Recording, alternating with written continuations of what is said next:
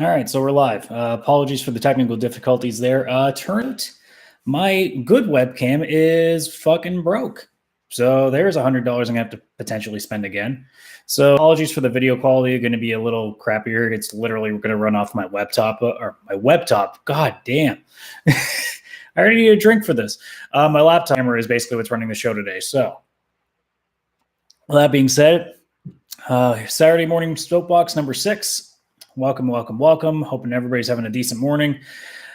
It's been a hell of a stupid week. I can tell that much. I mean, this is just the icing on the cake now. I got a few stories. I mean, I'm recovering from a couple of things. One, I had a massive ear infection basically since Sunday, and finally it's starting to go away. So my hearing in this ear is still not 100%. Feels like I've been underwater for about a week now. That's been kind of bullshit. And then Wednesdays was just a load of fun. I play rec league floor hockey every Wednesday in the wintertime, and may even be for the spring now if we get lucky. What happened on Wednesday, and I should have known right from the very start that there was a bad omen going on, because right from the very beginning, because we were the second game of the evening, so one game ended, everybody was starting to pull out, and all of a sudden there's a bit of a shriek, and we turn over, and there's a bat just on the floor of the gym. He's just standing there like he's clearly fucking dazed and confused as fuck. I'm amazed the thing was alive given how far it fell. I should have known right away. I'm like, that's fucking weird. Okay. And then the game started, and I fell hard on my ass. I slipped really hard in the corner and still have a massive bruise on my hip, so that's going one thing. And then I blocked a shot right on the top of my foot, so that's been bruised since Wednesday. So it's like I'm looking at myself. My ear, I still can't quite hear in this ear. I've got a giant black spot on my foot and on the side of my fucking hip. I'm thinking, oh boy, it's been a good week. It's been a very good week. And then news-wise, honestly though, it's been pretty good. I'm pretty happy with it. So we're actually going to have quite a lot to talk about. I'm hoping to still keep it in an hour, but it's me we're talking about. I mean, I guess I should start just by making note of the passing of Dick Dale, who is someone that I wrote a post about on the blog page. I'll just reiterate that for those who obviously don't read the blog. Dick Dale is probably a name a lot of people haven't heard about in music, and if you haven't heard his name, you've probably heard at least his music somewhere. He's known as the king of the surf guitar. And probably the song that you recognize the most is called Miserlou. Now, if you've never read that song before, it's spelled Misirlou.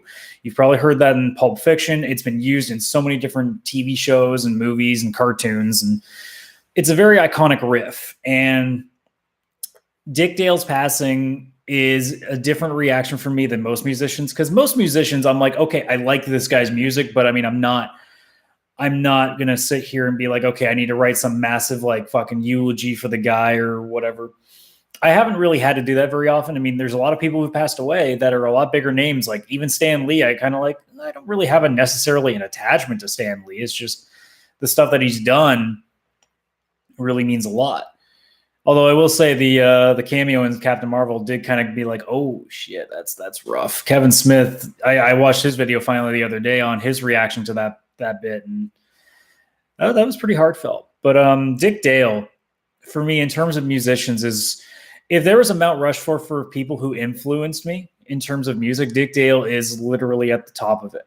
He's if there's 4 guys here, Dick Dale's above them all, because without Dick Dale, I don't turn into the musician that I was. I've been playing guitar since I was 13 years old. I'm 31 now. So we're looking at 18 years. In the early goings, all I was doing was learning folk music. Basically it was whatever was in the book that I was learning from. So it was a lot of folk stuff, a lot of classical little bits of music and stuff like that. It really wasn't learning anything rock for a while. Obviously, a lot of people, when they learn music for the first time, Smoke on the Water is the song they start with. For me, that wasn't actually the case. For me, it was Pipeline by Dick Dale. And that song would lead into another song in Miserlou much later down the road that shows that those 2 songs are probably the most influential on getting me to move forward as a musician. What What Pipeline did is I struggled all the way in my first year of being able to pick back and forth and pick between strings. It was always a struggle for me. I always had a really bad tendency to just down pick every note. And I never was really doing proper like up down picking. And it was a real problem because I was getting into more technical stuff that I would absolutely need to do something like that.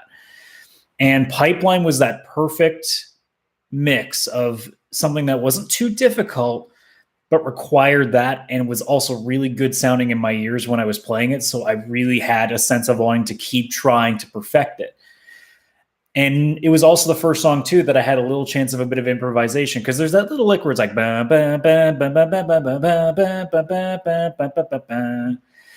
and I could play with that. Like it was like when a lot of people, when you practice, generally speaking, like you sometimes will go based on what the song sounds like, and then you sometimes just suddenly want to break out into something different. And that song was the first one that kind of made me do that. And I just started messing around with it because it was a blues scale anyway, so it's really easy to remember.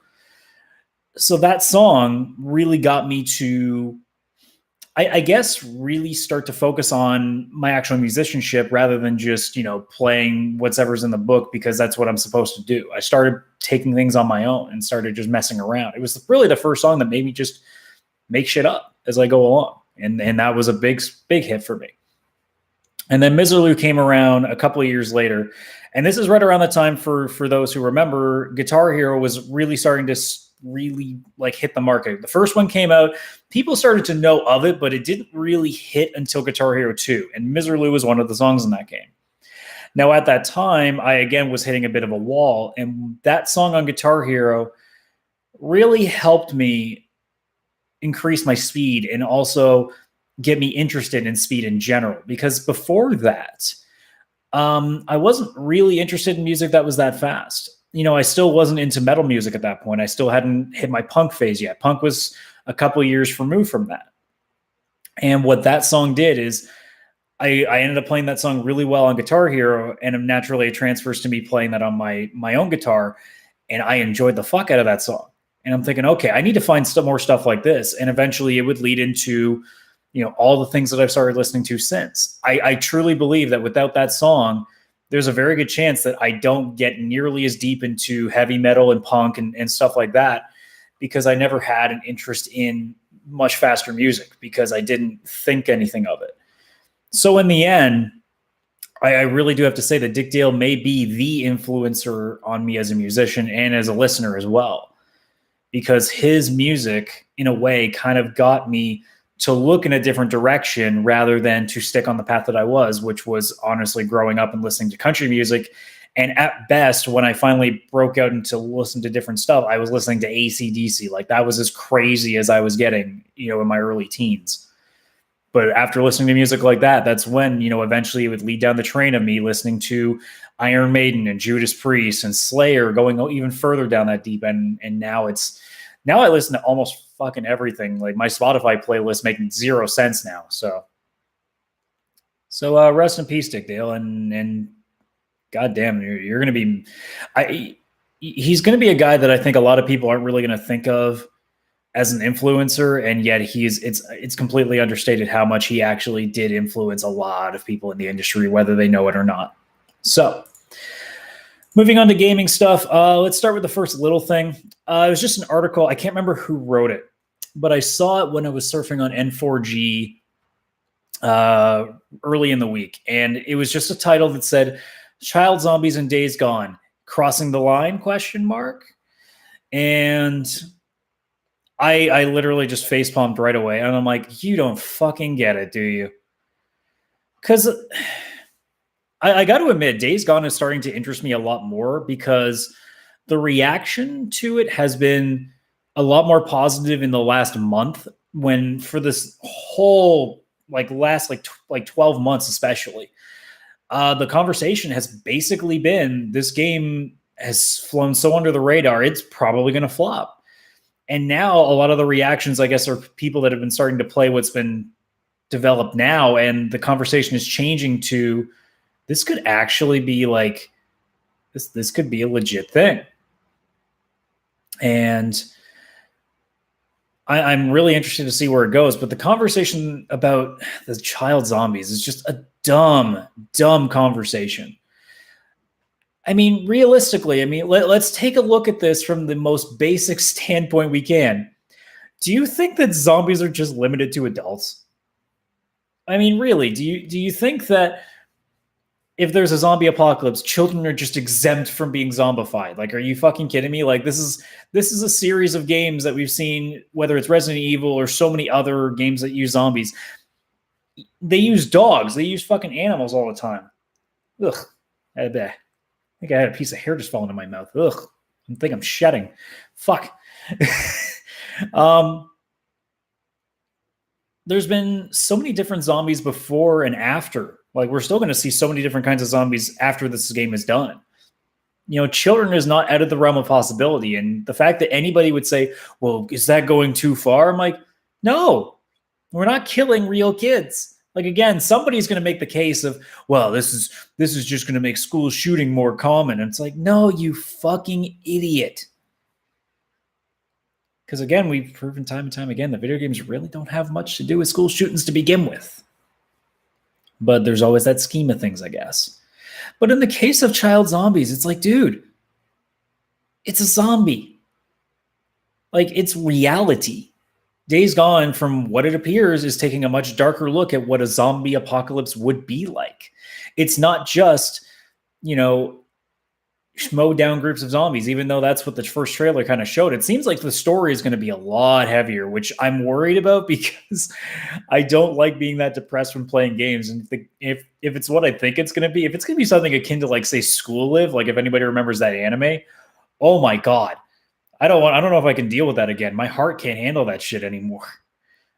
But either way, like, I'm very curious about where the game's going now based on stuff like this. Because if they're taking a look like that, that's just something the zombies genre doesn't normally do. It's very careful about not trying to cross the line per se.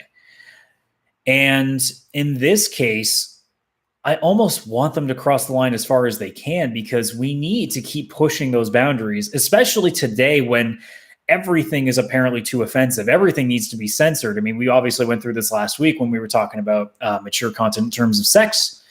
In terms of violence, I think we need to continually push that envelope, only because we need to find that line. And we also need to, you know, recognize that there are certain things that you need to be able to distinguish between the two, because there seems to be this belief between journalists or politicians or parents or whatever the fuck that we as gamers can't seem to tell the difference between fantasy and reality. And I can tell you that if I'm playing a game where I'm killing a child who's zombified, I'm not going to suddenly go outside, look at a child down the street and be like, I need to shoot this motherfucker.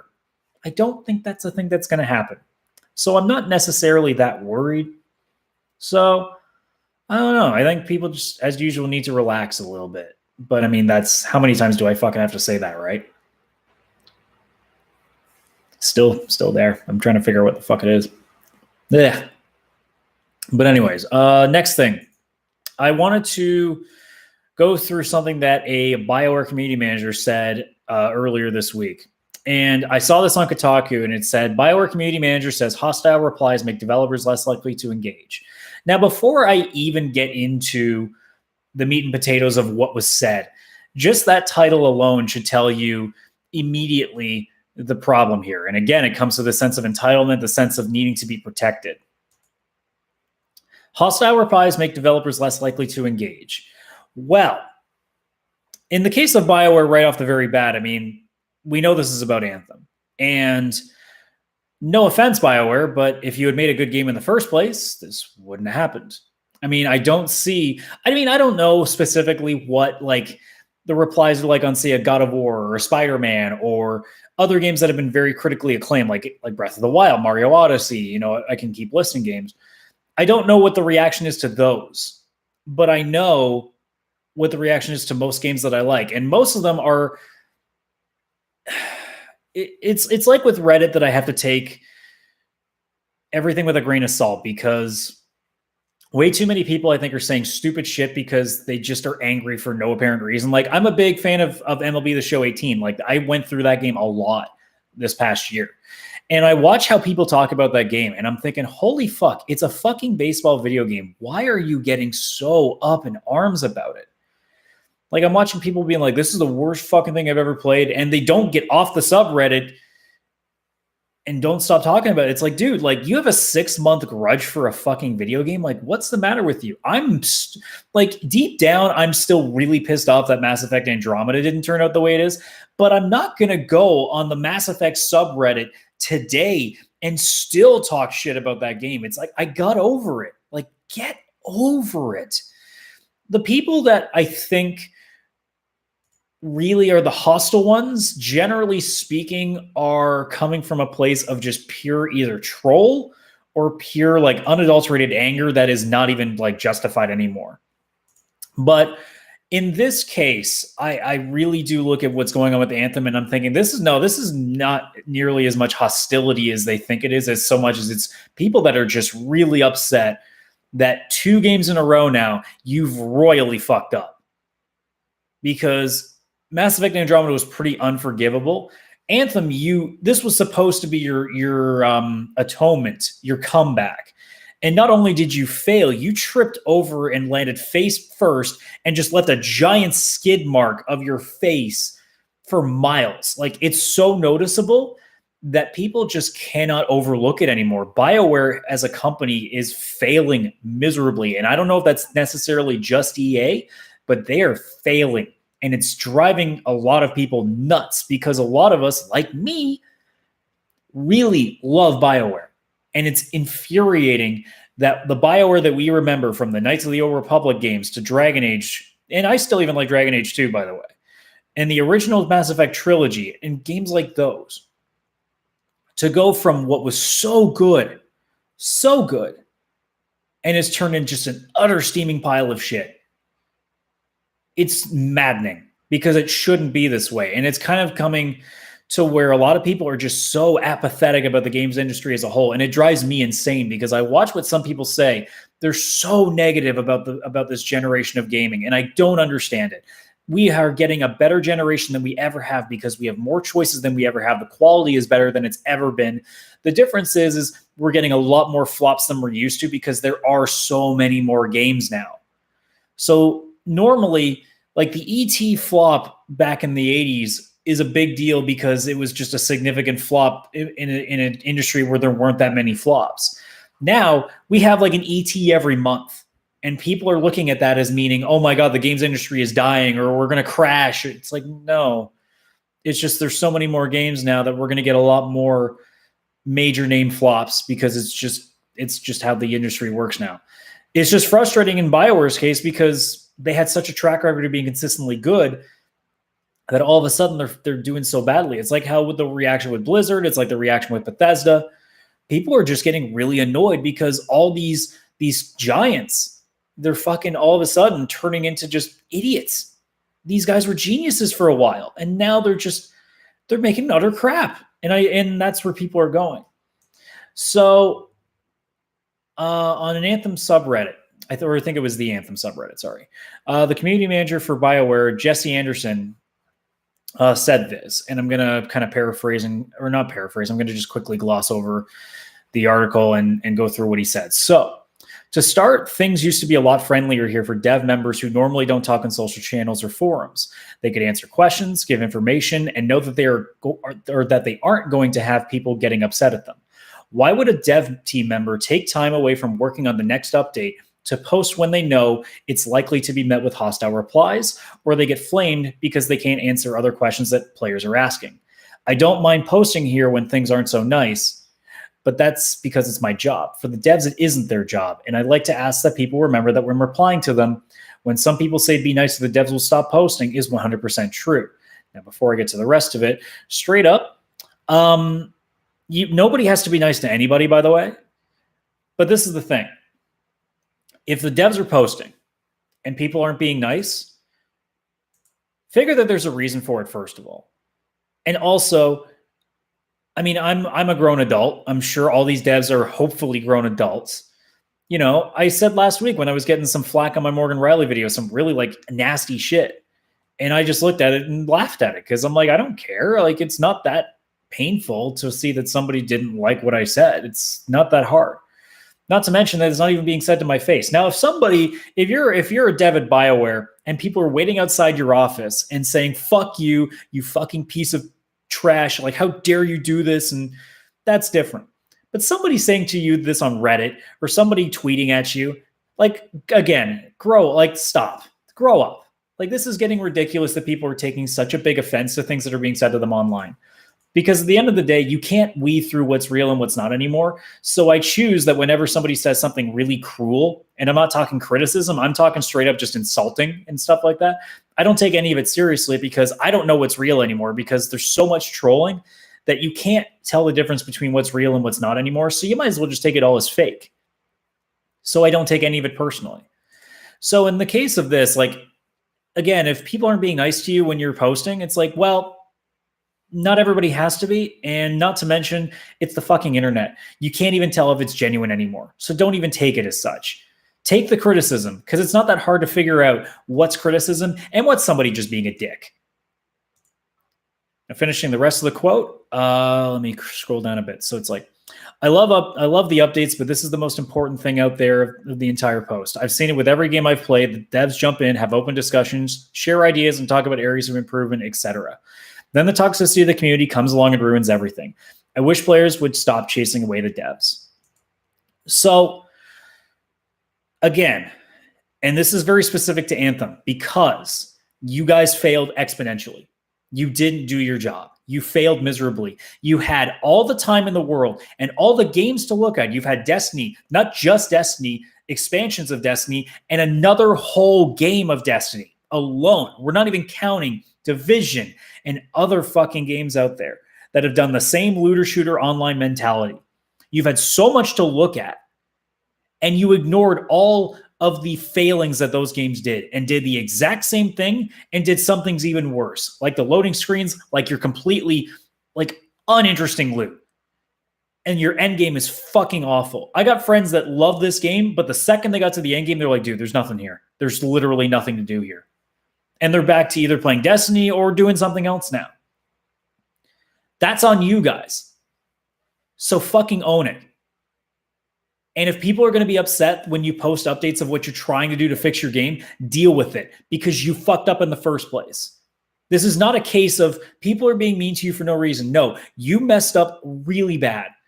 And you're going to have to deal with that flack until you fix things. Even if you do, like 6 months down the road or 2 years down the road, doesn't matter. You failed. Now deal with that failure. And people are going to remind you of that because you are a company that people have expected quality from. And you, for 2 games in a row now, have given us the lowest amount of quality. Indie games have made better fucking versions of what you've done. You should be ashamed that with the money that you have come up with what you have. You can do better. And you have already shown that in history you have done better. So do it. And if it means that you have to listen to people, whether it's fake or not, say stupid shit about you on Twitter, on Reddit, on Facebook, on Instagram, on whatever social media, on your forums, doesn't matter. You deal with that because the majority of it is coming from a place of pure fan anger because you failed them twice and failed them in a game that should have been a layup given all the information you've had in front of you from past games. And you failed on such an exponential scale that you have to expect the reaction that you've gotten. And this is also coming in a place where people are mad at developers in general because they are clearly nickel and diming us more than usual and releasing stuff in an unfinished state. Take a look at 76. Take a look at Battlefront 2. There are games out there that people are now starting to get extremely sick and fucking tired of really bad practices and games that are coming out in an unfinished form. You have all the information in front of you to know that that was going to happen if you released a game that either wasn't finished or a game that was in really bad quality. That's on you. You guys knew that going in. And if you can't handle that criticism, then you need to get out of the industry and somebody else needs to come in who can handle that because this is getting embarrassing that you guys are getting so upset that people are saying mean things to you. Because like I said before, I get mean things said to me all the time online. And I'm a fucking nobody. And I can handle that shit. I don't care what the amount is, to be honest. Because, I mean, if I get 1,000 emails saying that I'm a piece of shit, I'm not going to really care still. Because, again, I don't know what's real, what's not. There's no point in taking it personally. But in your case, you need to not take that stuff personally and just work. Say what you need to say. And if people still give you shit, well, tough. That's what they're going to do. The only way you're going to get out of that is if you fix things. And I guarantee you that if you actually fix the game and make it very much playable in the next, like, say, 6 months, then you won't hear this stuff as much. But because that you're in a fail state right now, that's what you're going to hear. You're going to get the mean shit because you're in a fail state. If you get to a fixable state, it will start to die down. And if you get to a good state of affairs again, you won't hear that much. Because I guarantee you, like, I may not know, but there's no goddamn way that for games like Horizon Zero Dawn, God of War, Spider-Man, Mario Odyssey, Legend of Zelda Breath of the Wild, and games of that ilk, I imagine that the developing teams that were making those games, when they were talking to people in the community, were not hearing this amount of shit. They might hear a few things here and there that's probably mostly fake, but the reaction from most people is positive. And if you made a positive game, you would get positive feedback. Nothing more, nothing less. So tough it out because you failed. And until you fix that failure, it's going to keep happening. So make the choice. Either don't say anything anymore and just keep your head down and fix it, which is still fine. Or if you're going to talk, understand that you're going to get flack because, again, you deserve it. You deserve that flack. So speaking of things people have been doing online that's in a negative fashion, a lot of people have been giving Steam a little bit of shit recently because they're changing their policy to what user reviews do. And in terms, they're talking about review bombing. And specifically, it sounded more like this time what they're trying to do is they're trying to go through reviews, or at least periods of time where people are just intentionally downvoting, especially. Because what they want to do is to eliminate people that are just downvoting games because of a certain reason. It's in the same vein that, like, I talked to friends about this when it came to Captain Marvel. I don't know if I said it here on the podcast, but I talked about how I don't give a shit about the reviews when people are just giving it 0s or 10s because they really like the message. Like, you look at Metacritic for any game, people rarely give proper scores. It's either a 0 or a 10 or a 1 or a 10, depending on what the system is, because they either don't give a fuck about the game and they want to just piss people off, or they're irrevocably just trying to defend the game as much as they can. They're white knighting the game and saying, no, it's a 10, or they're white knighting the film and being like, Captain Marvel is the greatest thing ever. At the end of the day, those things don't mean shit. You know, I look at the averages and kind of take that. You know, when I saw that Captain Marvel was a 65 on Metacritic, and I said this a couple weeks ago, that made sense. Because after seeing it, that's kind of how I felt. I'm like, it was okay. It was good. Like, it wasn't bad. But, I mean, that's all it was. And what's going on with a lot of games on Steam now, as we're seeing, is that a lot of people are downvoting it based on things that have nothing to do with the game, as in terms of its mechanics, in terms of its story, anything like that. We're seeing things like downvoting Metro because of Exodus was going to be specific to the Epic Game Store, which is another stupid conversation in itself, which I think I might just get to after I'm done this a little bit. But in general, downvoting just because of something you don't like that has nothing to do with the actual mechanics of the game. Like, if you're reviewing a game, like if you're giving a review score to a game, that should mean that you've played the game. That should mean that you understand what the game is. And that means you should be rating it based on how you enjoyed the game. If you're just automatically downvoting the game because you don't like the DRM that it's doing, or you don't like how it's handling itself on store shelves, you don't like the business practices, then don't do a review. I've seen some people try to defend this shit. No, don't do that shit. The point of the reviews is so that people know whether the game is good or not. I said it before with the way that Kotaku and Polygon and all these other fucking stupid-ass companies talk about reviewing, say, Dead or Alive 6, and they wouldn't stop talking about the fucking nudity from the past games. Not the nudity, the sexual content from the past games. And I keep saying over and over again, I don't give a fuck about what you think about the past. I don't give a fuck about the politics of the game. Tell me if the game is fun. Tell me if the game is good. Tell me if the game's not going to fucking crash my shit. That's what I care about. I don't care about the politics behind a game. I don't care about the messaging that the developers are doing behind the scenes. Don't give a flying fuck. The rating is supposed to mean that this game is fun, that this game is engaging, that this game has replay value, that this game will get your money's worth, that this game is mechanically sound. That's what it means.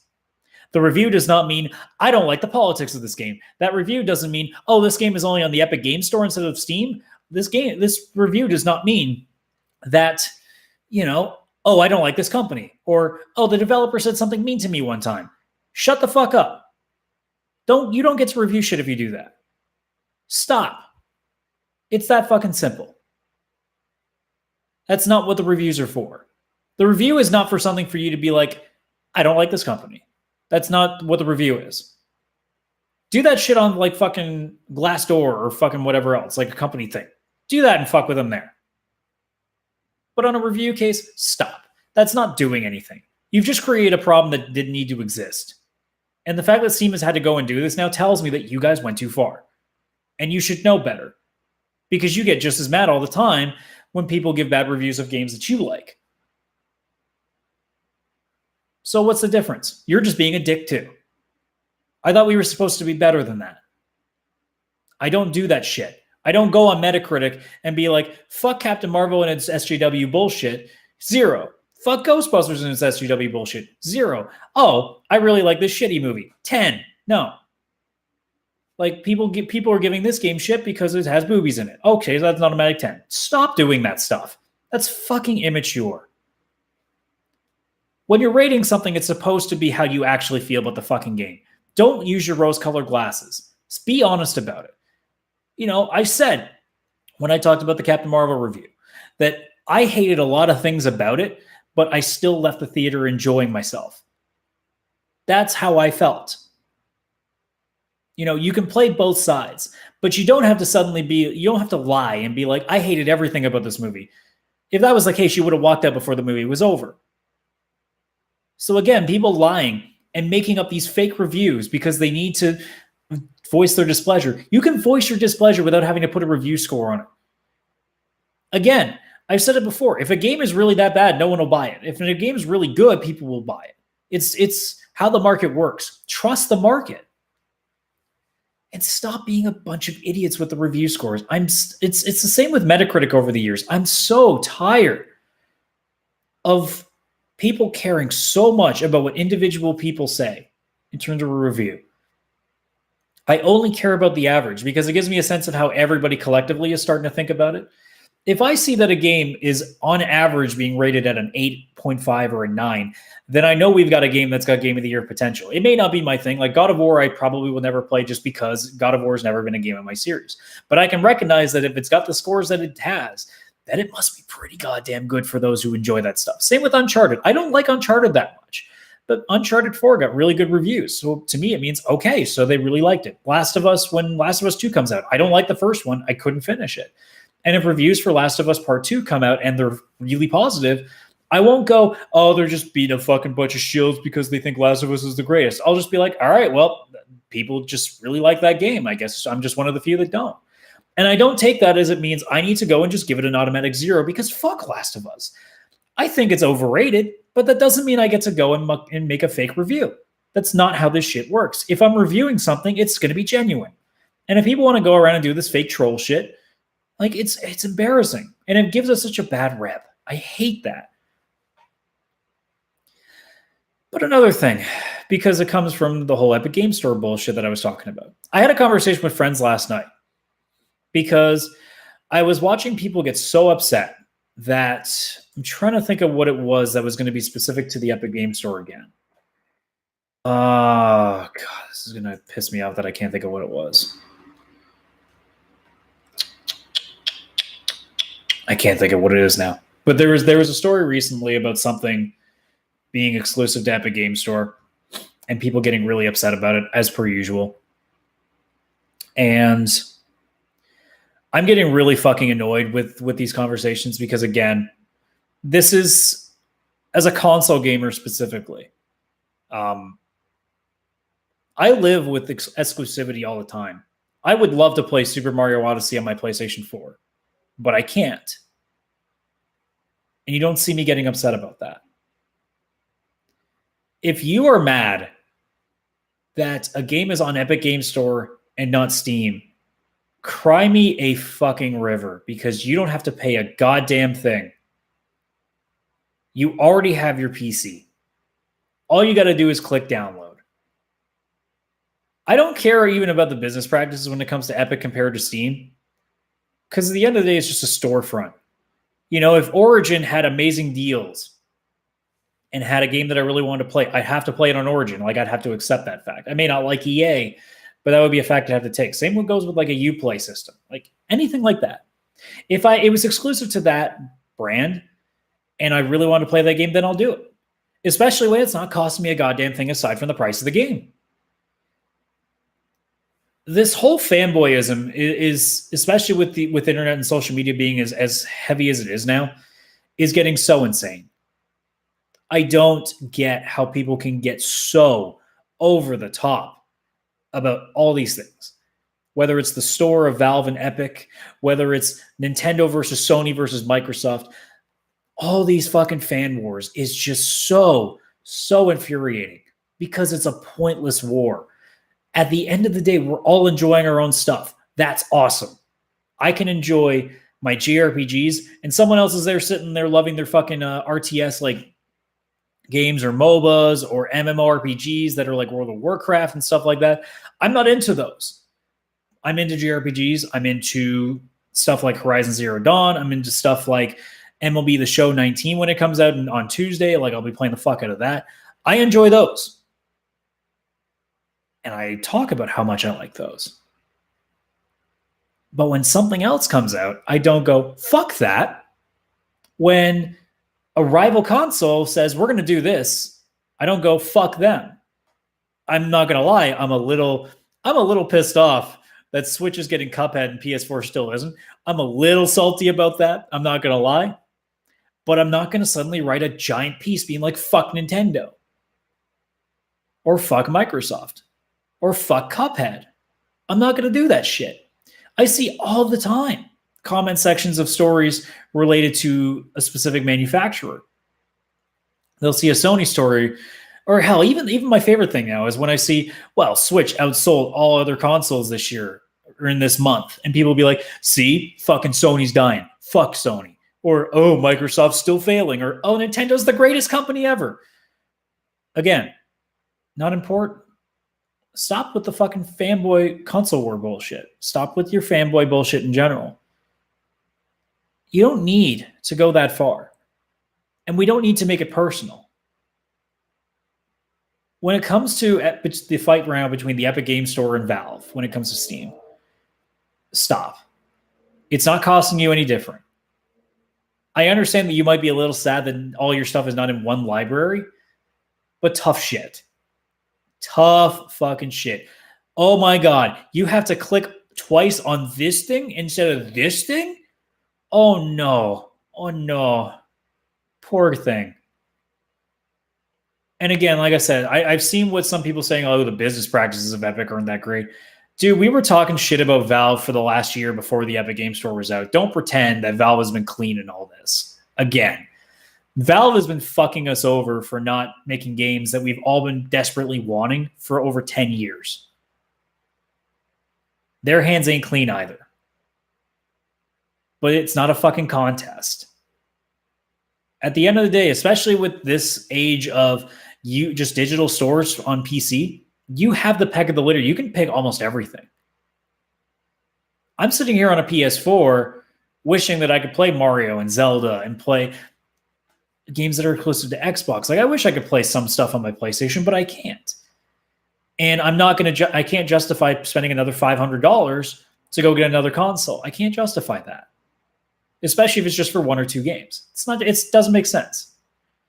But I'm not going to go back and write endless articles talking on this channel about how much this company is fucking terrible and we shouldn't be supporting it.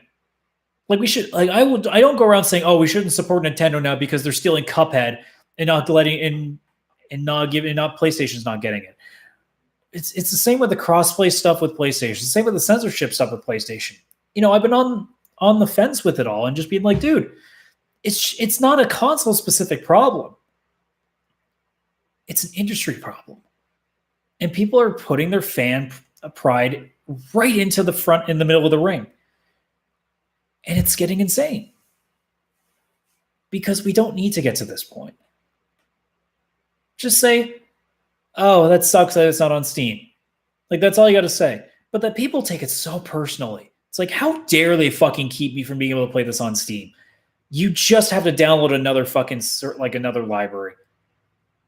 Poor baby. Come on. Give me a fucking break. So now we're going to get to the last thing of the story, and that's hence the title of this whole thing. The Death of Console Gaming, Part 24. I just made up a number on the spot there. But Google Stadia got announced, and everybody was all interested in that. It was a very interesting idea. It just reminded me, though, of OnLive, which, if you remember correctly, didn't really go so well. Aside from the key thing about Stadia, I got to tell you, the one weird thing I saw right off the bat was that you can apparently like watch a YouTube video and go to that exact same save state in Stadia. And I went, that's fucking weird. Why would you do that? Like, wouldn't you want to play the game from scratch? Like, because I'm assuming, I mean, if you're streaming, like, I don't know if it's going to be brand new games on Stadia service. If it's like older games, like if Odyssey comes out on Stadia, maybe I guess you only play just to get like a demo of it, just to play the one cool thing. But so many things are so story driven now that it's like, I feel weird about that idea. So that's just something I was a little bit weirded out by. I didn't get that. I'm like, why would I want to play a game like halfway into it and I'm not going to know the context of anything? That was the one worrying thing. But I mean, the core of it all obviously is it's a streaming service. And everybody is naturally being like, all right, whoops, Google has put their hat in the ring, and now they're going to start the decline of console gaming and physical media as we know it. And how many times have we heard that before? Now, I will say this. Console gaming, or especially physical gaming, in terms of discs, in terms of cartridges, all that stuff, is going to die eventually. And it is dying now. But the fact that people think Stadia is going to suddenly kill it like that is insane. Because as we've shown, we're not ready. The biggest thing that I have said time and time again when it comes to streaming games is that we cannot allow this to be commonplace until we can guarantee that internet service is at an acceptable level for that. And I've said it before, and I said it to friends again last night because we talked about this too. ISPs will never guarantee you a consistent level.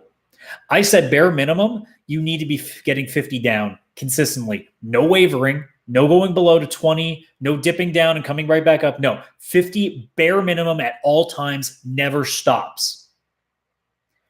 Bare minimum. They will never guarantee that. I don't even think in 100 years that will be available to everybody guaranteed. I think it will still be ISPs trying to push it down as best as they can to save a nickel. I mean, preferably, I would love, like, my service is 100 down. I never see 100 on my speed test. I'm lucky if I get to 70. And that's the problem with internet right now, is that everything gets bogged down, everything is shared, so you can't get the guaranteed service you want. And until ISPs can offer that kind of shit, streaming games as being the only option is completely impractical. I had friends that thought that when I was talking shit about Stadia, they meant that I don't think that service should exist. No, that's fucking retarded. But what I mean is it can't be our only option. And it's why I think physical media needs to stay around a lot longer and will stay around a lot longer than people think. Because there is going to be that demand.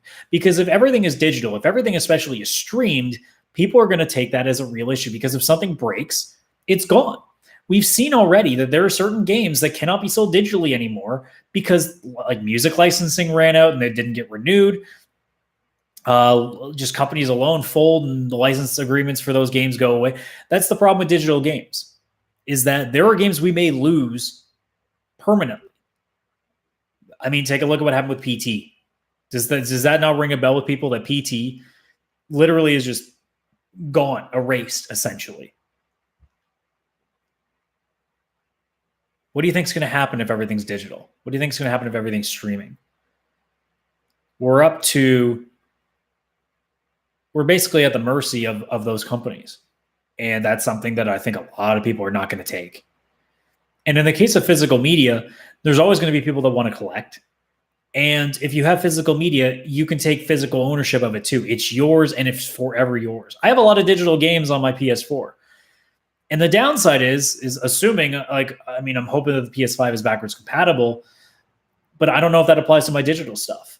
Like, let's assume that PS5 lets you play, because there's the rumors that it's going to let us play every console that they've ever released because of like this patent that they've shown that they're trying to overwrite, I guess, the CPU so that it will play what it needs to play the older games, and then on top of it, it will run over it to be able to have it play in better quality, or at the very least in wider definition. I don't trust that necessarily means that I can play my digital games that I've bought. There's a lot of games that I own digitally that I'm convinced that when I get a PS5, I'm not going to be able to play anymore. And that's the risk that you take. There are certain games that I own physically, specifically because I want to be able to play them and to know that I always own them. Because I'm not convinced that if I had Kingdom Hearts 3, for example, a game that I adore right now, if I had got it digitally, I'm convinced that at some point it would be gone and I'd never be able to play it again. I now have it in my possession. I physically have a copy of that game. And 20 years down the road, if I can find a PlayStation 4 that works or something that can still play PlayStation 4 games, I can still play Kingdom Hearts 3 again if I want to. But if it's digital only, and it can only be played on that one console, and if I can never get that console again, it's gone. It's straight up gone. And it will never come back. And I'm not willing to accept that yet. So if there are people out there that want to use Google Stadia as an option, fine, there's no issue. I really don't have an issue with the service itself. What I have an issue is the people that are going around and saying that this automatically means that this media that I'm currently running on is dying and is going to be dead faster than we think. And I believe that to be completely incorrect. I think that this upcoming generation will still be physical. And the following generation after that may still be physical. Because the entire digital format requires ISPs to not treat us like shit. And I don't think there will ever be a time that ISPs don't treat us like shit. It's going to continuously happen. They're always going to fuck us. Especially in the States where you hear some of the stupid shit, like they regionalize so there's no competition. At least here, when I moved into this apartment, I had choices. I could pick places. I was able to do that. And I picked the one that I liked the most. And I was able to barter with that. You can't do that in some places in the States from what I understand. Which means that you get the best service they're willing to give you. And that won't be the correct service. You'll think that you're getting 200 down and 20 up. In reality, you're getting more like 80 down and 5 up. Because that's the best they give you, because they bog shit down all the time. Especially if you use a certain service, because we've seen the things of like the past where people were bogging down certain services because they wanted you to use their own. It's going to continuously happen. And especially with the FCC being in the pocket of ISPs with a dipshit pie over there, it's going to be a continuous battle. And I don't trust streaming services being the only option for us when we are living in an age right now where we're still being royally fucked in the ass by our providers. So until then, thank you, Google, for coming up with a different idea. And whether it works or not doesn't make a difference to me. But the people that think that Google is going to kill what I'm running right now, you're an idiot because you don't understand the big picture. You're just looking at the simplest thing is like, oh, they're going to make this all digital. That's the future, right? Yeah, it is the future. But we're not ready for that future yet. We're not prepared for that future yet. And if we suddenly decided tomorrow to make that the only option, you'd be fucking millions of people. Which means you're going to have to switch right back immediately because that's a lot of money you ain't making anymore. And I think most people know that. I think smart people understand that if you suddenly take away physical media tomorrow, you're going to lose a lot of sales because people aren't quite at that point, but they can just do digital. We're not there yet. We might be in 5 years. We might be in 10. We might be in 20. We might not be ready until like after I'm dead. I could grow to be 80, 90 years old. We still may not have it. That's a distinct possibility, by the way. It depends on how we evolve and how we regulate these companies. Because again, right now, these companies are getting to do whatever the fuck they want, really. So until then, console gaming is not dying. Console gaming is not dead. The next generation of console gaming will still be very bustling and will continue to be for several reasons. One, internet can't take things digitally. We're not ready for that. And two, PC gaming is still too expensive. There's a reason that console gaming exists, folks, and I think no one seems to say this. It's because console gaming is more affordable. Physical gaming is more affordable. Because in order to do digital only, in order to do PC gaming, you need a lot more money. And there are a lot of people out there, especially in poorer states, in poorer cities, poorer towns, and just in poor family households. They can't afford a couple grand to spend on a really good gaming PC and to have really solid internet that can handle a streaming capability. I'm barely where I need to be to do what I want to do. And I'm still cutting corners to kind of be able to keep this. So if you think that this is the future, you're right, it's the future. But it's not everyone's future right now. We cannot accomplish that. And we probably won't for at least another decade. That's how I feel on that. So as far as I'm concerned, this PS5, Xbox, whatever the fuck they want to call it this time, that generation will still be physical. If one of them decides to go digital only, they're going to take a hit. I guarantee you they will take a hit. And the other will have to be the smart one to keep on the right pace. We're not there yet, folks. It's great that we're looking to the future, but we have to also remember that the present is still where we stand, and we need to be able to keep that in mind. Because if we keep converting to the future, we're going to leave people behind, and that's only going to create more unrest. Do we want, and I mean, the internet's already a bad enough place as it is. Let's not make it worse for ourselves, shall we? So that's all I got to say on that subject. I think I don't have anything else. I'm just going to quickly plop on M4G, see if there's any stories. I did see that PlayStation is going to start doing their own kind of Nintendo Direct-like thing. It's going to be on Monday at, I think, 5 p.m. Eastern was the time.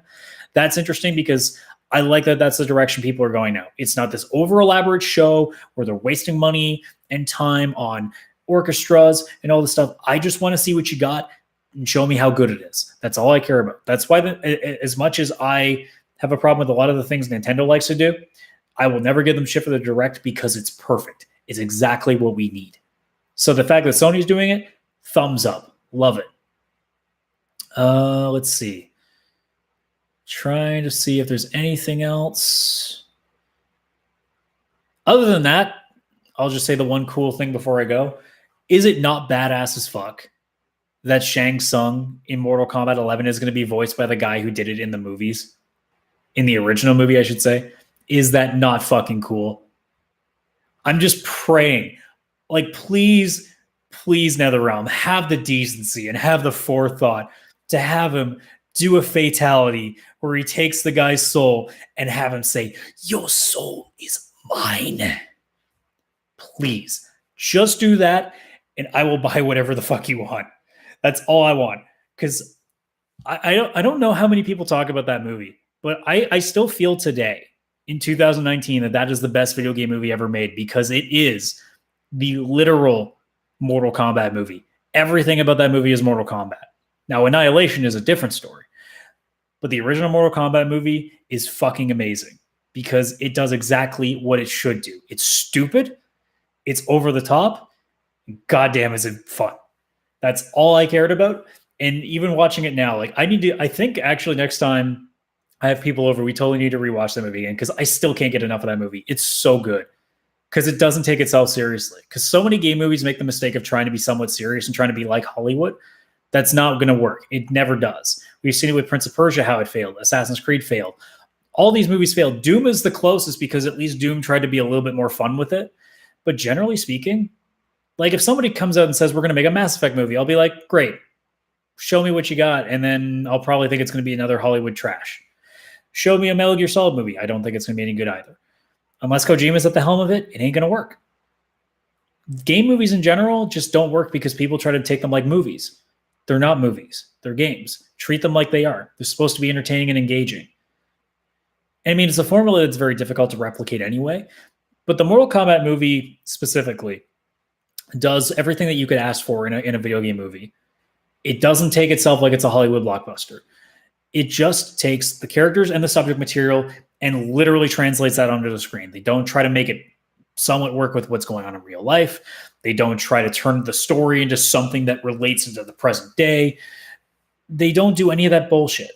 They just make what the game is into a film. That's all they do. And people try to overcomplicate things. Nope, Mortal Kombat was literally just, here's a bunch of characters that you know. Here's the enemy that you know is the enemy. Here's a tournament, and they're trying to get to Shang Tsung and kill him. All they did was add a brother for Liu Kang, so they could show like how Shang Tsung is such a bad guy. That's all they did. Because realistically, in Mortal Kombat, like you don't know that Shang Tsung's the bad guy. You just assume he must be because he's the last guy you face. But in the movie, they just give you a reason of why he's the bad guy. Done. We're good. We're good to go. That's all we needed. And that movie is great. I don't care what anybody says. So yeah, Shang Tsung's gonna be the same voice as the guy who did the original movie. That's fucking amazing. I can't wait for that. So anyways, that being said, that's gonna do it for the podcast. Almost made it to an hour. I was actually worried earlier as I was looking at the time. I'm like, I'm going through this faster than I thought I would. I thought I had at least an hour. I thought for sure I had an hour, but I guess I'm getting better at summing things up. I mean, I still ramble, just not as much as I used to. I don't suddenly turn into a 10-minute conversation about harem anime, I guess. That's for a different time. But anyways, guys, thanks for watching. Don't forget to like and subscribe to the channel. Leave comments below if you want to hear different stuff or you got questions to ask, because I'm always open to answering questions for the show and stuff like that. Don't forget to follow me on Twitter at CSRadical, and you can also visit the blog page at csradical.com. So enjoy the rest of your weekend, guys. And as I definitely need some water after I just went 50 minutes without drinking, I will see you next time.